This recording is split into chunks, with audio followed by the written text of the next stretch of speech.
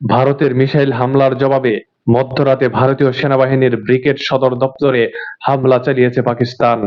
বুধবার ৭ মে ভোরে দেশটির নিরাপত্তা বাহিনীর একটি সূত্র সরকারি টিভি চ্যানেল পিটিভিকে জানিয়েছেন, ভারতীয় সেনাদের ব্রিগেড সদর দপ্তরে হামলা চালিয়ে ধ্বংস করা হয়েছে।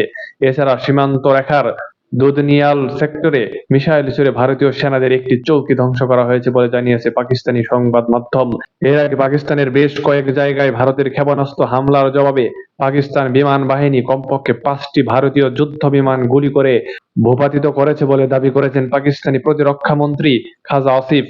বুধবার প্রথম প্রহরে পাকিস্তানি সংবাদ মাধ্যম জিও নিউজকে দেয়া হয়েছে সাক্ষাৎকারে আসিফ বলেন, পাকিস্তান তাদের প্রতিশোধমূলক পদক্ষেপে শীর্ষস্থান অর্জন করেছে এবং ভারতীয় বাহিনীর আক্রমণের তীব্র ও নির্ভুল জবাব দিয়েছে।